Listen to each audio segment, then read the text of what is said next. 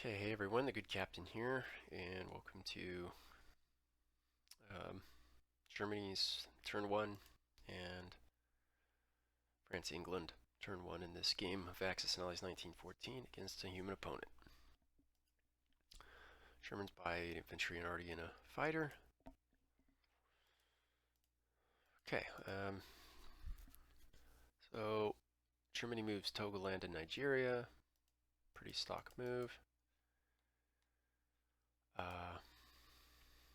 Cameroon to Belgian Congo. I can't remember what he settles on down here. Let's Okay, so this is how he does his disposition in Africa. I do not. This isn't what I do, but there's no. I wouldn't say there's anything totally settled in Africa. So, a very aggressive opener, at least in terms of IPC. Down here, okay, up north. This is the main thing I wanted to cover. This naval push. So, since the naval situation gets generally, speaking, worse and not better, you can maintain the German fleet here, but it just basically sits as a fleet in being and does no disruptive tactics until the end of the game. It appears best to ram all your boats into the Brits. Now, this is the standard setup. What I have seen other players do is stuff Sea Zone 9, where the British home fleet is, with every boat they can. And that's fine, except for this group of 2 submarines out here. They have to run 2 minefields. That's 4 dice at 1. Now, that is like a 52% chance that you're going to lose one of those boats just doing 2 subs through 2 minefields. Or you can drop that to a 0% chance and go for the British cruiser out here. And this, so here, let me show you the percentages if you don't use these 2 boats. Let me show you the percentages of this naval battle. So if every German piece survives, it's a 94% chance of a win, right? So we're in good shape, pending, no hits. But 5 dice rolled at 1 has basically a 60% chance of causing at least 1 hit. At least 1 hit is a 60%. At least 2 hits is a 20%. So it's not insane to take up to 2 hits here. 3 hits is where we start leaving the realm of possibility, right? You have a 3.5% chance of taking 3 hits. It can happen, it's on the spectrum, but more likely you're going to take 1 or 2 hits. And so, it depends on where the hit lands. Sometimes it's the battleship, which changes the math. This isn't perfectly exactly, but if the hit goes on the battleship, it's something like a 78 to 80% chance. If the hit goes on the cruiser, 71% chance. If the hit goes on the submarine, I mean, it's good to assume there's a hit here, right? So high 70s, and that's why, even still, I would advocate for this. Assuming a hit, you're still in the mid 70s range of accomplishing what you need to do, which is essentially trading navies. What can happen is that the Germans obliterate the British Navy. It's not usual. If you'll notice here, the average attacking units left is 1 and maybe 2, and that's what is usual. There's usually 1 or 2 German pieces left after a German victory, but and if you have more than that, then you were lucky. And if you have less than that, in this case, which is really sad for the CP here, I've never seen them get brutalized this badly. This is probably the worst result, but let's just go through it. So, because it wasn't all bad, it was pretty bad. So, the movements on land up in Europe, I should probably cover real quickly. So, yeah, he dogpiles. Oh, sorry, let's move this here. He dogpiles Belgium, and Yeah, but just charges forward with every piece he has as Germany into Poland. Now this does look exposed. Why the Ukraine army can pummel the, the Polish army here. But there's risks to doing that. We're playing with the revolution rules, so you're pulled away from your capital. And there's a move that the Austrians can make because the Austrians go before the Russians, where you move the army in Galicia to Poland, and we will. I think he'll do that, but we'll see. That's what I do. Just stack these two armies together, and then you're looking at something like an even Tov swing. So that's to say that both armies will do as much damage to each other, which is good for the CP. You want to this early in the game, even trade is good, or the possibility of perhaps trading even better. Of course, the Russians could roll hot, and you could roll cold, and then you're in a worse position. But this is the um, this is the cross you have to carry as the CP.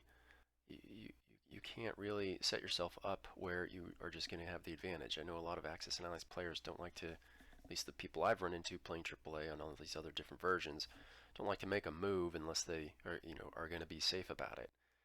I think the trick to balancing the quote-unquote unbalanced game is being willing to accept up to and including a 50-50, even if you think you're better than that. Putting yourself in a position on the board where you gain some advantage by someone else on the other side thinking, well, I'm supposed to win anyway, why would I risk a 50-50, and then you gain some board position. But that's a whole other video that'll come out with in the future, probably the clinic series video. So anyway, getting off the beaten path once again. I'm sorry. Here we go. So the battle, let's just do the big battle. Not that one. So the battle opens, and this is really just a classic whiff. This is so sad and bad. Like, what is that, -2 or 3? Anyway, this is right when you don't want something like this to happen. And this is rare, and like I said, in the 30s plus games I've played, I've never seen the Germans whiff so hard and the British smash back so hard. So basically, the Germans got toasted. They sank one cruiser. The British battleship will be repaired, so it's too bad. I kind of was kind of rooting for the CP here. All right, but over here, so it wasn't all bad. The pair of submarines did torpedo the cruiser and transport for no loss, and this is a pain in the ass. It can be, because submarines have to absorb. There's no destroyers to make the sub abilities go away. So, in 1914, the Entente basically has one round of combat to do damage, and then anything you don't kill can submerge. Okay, so it can just be, pulled out of the battle. And if it escapes and you have transport somewhere and you were expecting those subs to be dead, well, now you're up shit's creek. So he's got a pair of subs here, and we have to respect that. So we'll come to that in a moment. This battle down in South Africa, unfortunately, he rolled par. The British rolled warm. There was a 25% chance of this happening. There's a 25% chance with 2-3 defenders or attackers that you get hits. Okay, I just know that one because I've played this game an ungodly number of times. So, yeah, unfortunately, the Germans got beat out of South Africa there. But okay, they pulled out a ton of IPCs on this first turn. Good for them. And lastly, they're attacking to Belgium. Of course, they smashed all the quote-unquote Belgians, but the Belgians miss. So this is -2. So he survives with a fully intact German army and just eviscerated the French army there. It is French, but even though they claim to be neutral. So it wasn't a complete disaster. It was just mostly a disaster, mostly a naval disaster, although Africa sucks too. Okay, let's begin the French turn. And this is a very active first turn. All infantry. And we're going to ram everyone in to the Lorraine. And the Tov swing on this is basically dead even. Okay. And I'm comfortable with that at this point in the game. I'm going to put a nice thick supply train behind it, thicker than the one he's got, at least for the following turn. And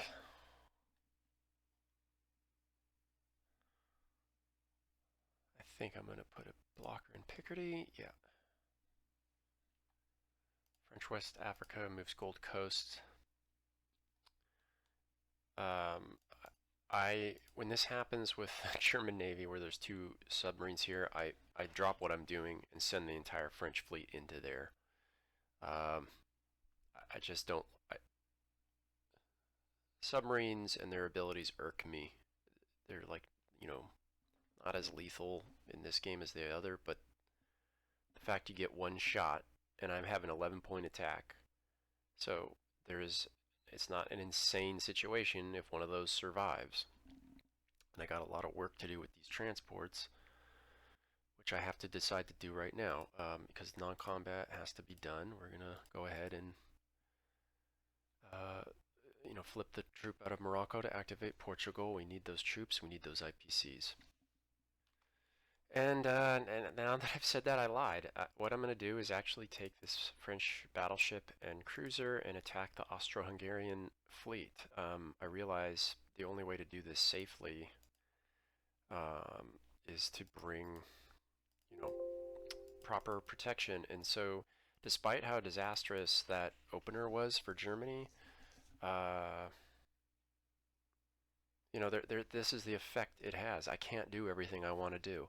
I have to remove this Austro-Hungarian boat because there's this little trick that I like to play that I learned from another player.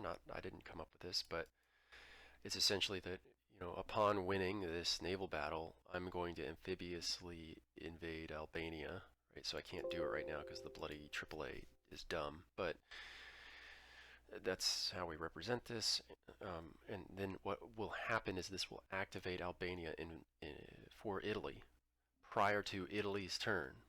And so this kind of forces, by having the Austrian battleship there, I can't just do this and sink the German subs. Because the Austrians are here, he sort of has split my fire. I have to pick one or the other. I cannot do both. And that is kind of the whole CP strategy come to life, that even in a bad situation, you stretch the Entente Navy so much they can't do everything they want to do all at once. So those German subs will get away, and I'm just going to have to deal with it.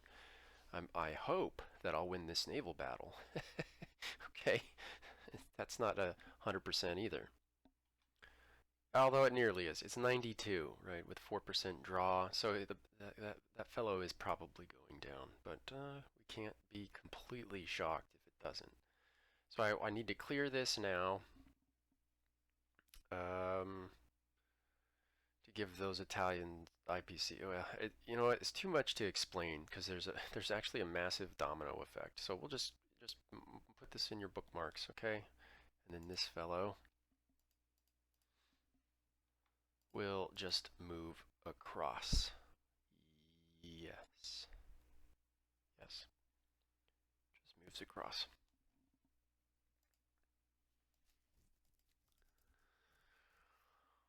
So we click and make sure that we didn't miss anybody.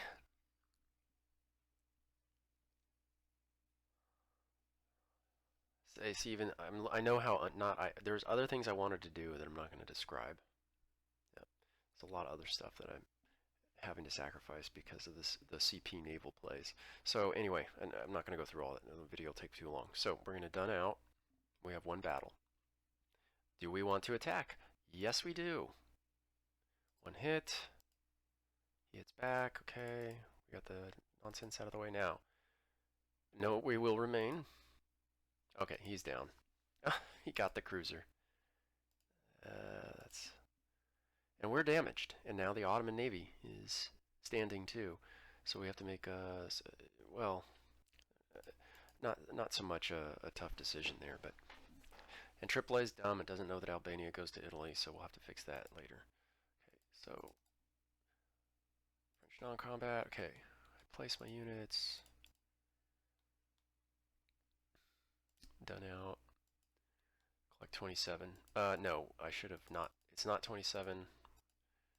I'm going to fix this real quick off screen. Okay, that's it. And then I made a little blunder here, but we'll patch it. But the blunder is leaving this transport by himself. He is protected by a mine, but these subs, one of their abilities is, even though there's no destroyers, you can slip under enemy fleets, and so this transport needs protection.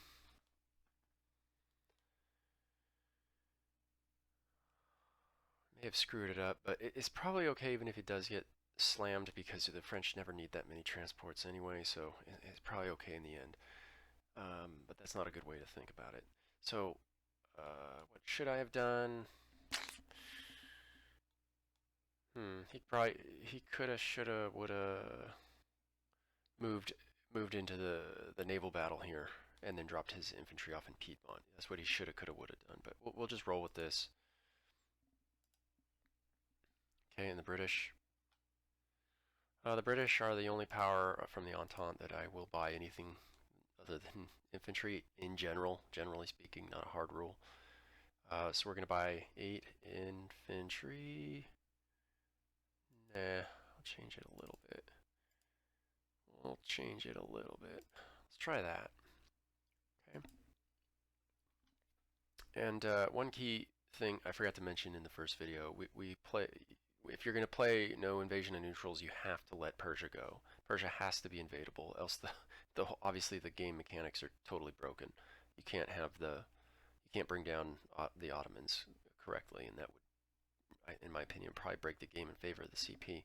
So, okay, what I want to do down in Africa is kill bad guys. We want to kneecap his ability to do damage. Or to, soak up IPCs. And yes, we have to pay some, we have to respect our enemies. So I'm going to send 2 infantry and an artillery down here. This nonsense ends starting this turn, but should be cleaned up by the next turn or the 3rd turn at the latest. We're going to move the French cruiser, or British cruiser, to protect the French transport for the time being. This British cruiser to protect this transport here. Actually, I kind of changed the concept of what I want to do. I'm going to bait him into running the minefields to get that transport. Let's put the, yeah, I think he should have gone into the battle. So, as you can see, there's so many results from the naval battles that this is a kind of a hazy, it can be a bit hazy. And then I'm going to move these here. And the reason I'm doing that is because, Ragnell, if you're listening, my opponent here, he has likes to take the Ottomans into Africa. And, I'm going to get ahead of that if I can. Pull this transport back, position this cruiser here, same with the battleship. So I'm just priming the British Navy to enter the Med, deal with the Ottomans. This transport's going to come down here and take, whoops, and pop German East Africa. Okay, so we are just about done. The India army is going to camp for this turn, build up, and we'll hit Persia the next turn. And I think that's it. UK assets will just come on down. There's a purpose to this. I'll just describe it right now. To me, it's just a crazy shuck. You can get the Canadians into Egypt in 2 turns. So next turn, this transport comes down here. It drops off the assets in Morocco. We're playing no invasion of neutrals other than Persia. So Morocco walks to Algeria. And by that turn, I'll have a British transport here. And then you have an Algerian shuck. I guess it's 3 turns without Spanish Morocco. But it's just such an easy way. 2 transports, you can, and across, 4 turns. You can just have 2 pieces coming in from Canada every single turn. And I like to get it set up quick, especially with against Ragnall, because he likes the Ottomans in Africa. So, okay, I think we're pretty much drawn to a close here. We have 1 battle in Africa, and yeah, I'm good with that. So the Ottomans can blast my Russian cruiser, or they can come out and camp and engage with the Italians. Either way, we're done. Okay, we got him, and he missed us. Yeah, kind of rooting for the CP here, but all right. Drops in all the reinforcements here. Done out. that's it. Okay, yeah, that's it for now. See you in the next video. Thanks for watching. All the best. Bye-bye.